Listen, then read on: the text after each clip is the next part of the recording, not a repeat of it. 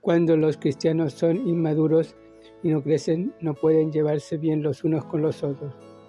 Les falta el discernimiento espiritual para resolver y arreglar los problemas personales. Qué trágico es cuando una iglesia local se destroza por pleitos judiciales entre sus miembros.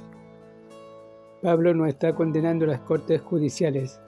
Romanos capítulo 13, porque el gobierno Dios lo ha instituido para nuestro bien, pero las cuestiones entre creyentes no deben ventilarse ante inconversos, y sin duda que a un juez inconverso le falta la comprensión espiritual para tratar asuntos espirituales. Al arrastrarse el uno al otro a la corte, los miembros de la iglesia en Corinto arruinaban el testimonio de la iglesia y deshonraban el nombre del Señor. ¿Cómo deben los cristianos resolver las diferencias personales? Primero deben tener los valores espirituales correctos.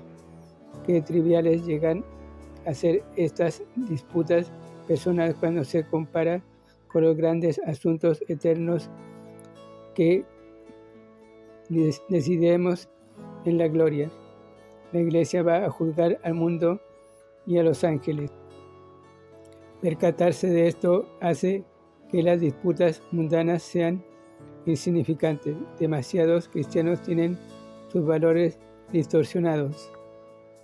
Las cosas de este mundo, en especial el dinero, son más importantes para ellos que la gloria y la alabanza a Dios. Las cuestiones entre cristianos se deben arreglar en privado, según los principios de Mateo capítulo 18, versículo 15 y 17, y 1 Corintios capítulo 6, versículo 5. Si las dos partes no pueden llegar a un acuerdo, deben invitar a algunos creyentes espirituales a que se reúnan con ellos y les ayuden a decidir. Si la iglesia o los de afuera llega a conocer la cuestión, los miembros deben designar a un grupo para que examine el asunto y dé un consejo espiritual. Es mucho mejor que un cristiano pierda dinero que su estatura espiritual y avergüence el nombre de Cristo. Podemos hallar esta misma actitud en Mateo capítulo 5, versículo 38 al 42. Por supuesto, los cristianos en Corinto eran tan carnales que adolecían de visión y sabiduría espiritual, y por eso la iglesia estaba dividida en fracciones, en pugnas. Ustedes son hermanos, exclamó Pablo, muestren amor los unos a los otros. Hay algunas preguntas en cuanto al significado de la afirmación de Pablo de menos estima. Versículo 4. Algunos opinan que la usó a manera de sarcasmo cariñoso, como para decir: ustedes no tienen en su iglesia ni siquiera un solo cristiano sabio, maduro, que pudiera resolver estos asuntos. O tal vez lo que quería decir era: mejor poner estas disputas ante algún creyente humilde en su iglesia, que ponerlas al descubierto ante un juez inconverso. Contaminación en el mundo. Versículo 9 al 20. En tanto que no podemos excusar a los corintios por sus terribles pecados, podemos desde luego comprender por qué cayeron en ellos. Ninguna otra ciudad presentaba más oportunidad para inmoralidad y vicios como la ofrecía Corinto. La misma religión de la ciudad, la adoración a la diosa Afrodita, no era otra cosa sino prostitución en nombre de la religión. Estos creyentes fueron rescatados de vidas de horrible pecado, pero se veían tentados a volver. Pablo sabía que algunos de los creyentes estaban buscando excusas para pecar, de modo que, sin rodeos, refutó todo argumento que pudieran presentar. Si somos salvos, bien podemos pecar y todavía vivir y todavía ir al cielo. Versículo 9 al 11.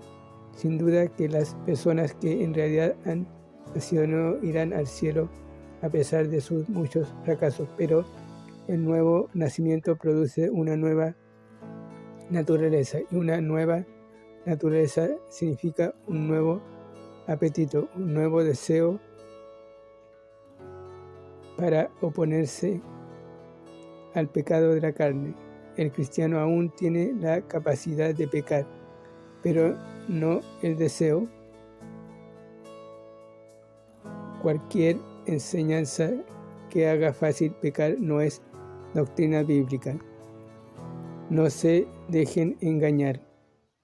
Pablo hizo una lista de los terribles pecados que una vez gobernaron sus vidas y luego les recordó lo que Jesús había hecho por ellos.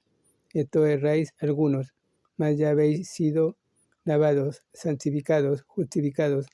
El cristiano es una nueva criatura. 2 Corintios capítulo 5, versículo 17. Y lo demuestra al romper con la vida vieja. No heredamos el reino de Dios al abstenernos de pecar, sino que mediante una vida piadosa demostramos que vamos hacia el cielo. ¿No tienen libertad los cristianos? ¿No somos libres de la ley? Versículo 12 al 14. Es cierto que estamos libres de reglas y regulaciones, pero no somos libres para pecar. La libertad cristiana nunca es libertinaje. La libertad cristiana no quiere decir que soy libre para hacer lo que se me antoje, sino que he sido libertado para hacer lo que agrada a Cristo. Incluso más, la libertad para pecar es en realidad la peor clase de esclavitud. No debemos ser puestos bajo el poder del pecado. Romanos capítulo 6. Pero dice usted, si Dios nos dio estos apetitos físicos, debe querer que los usemos. Es cierto,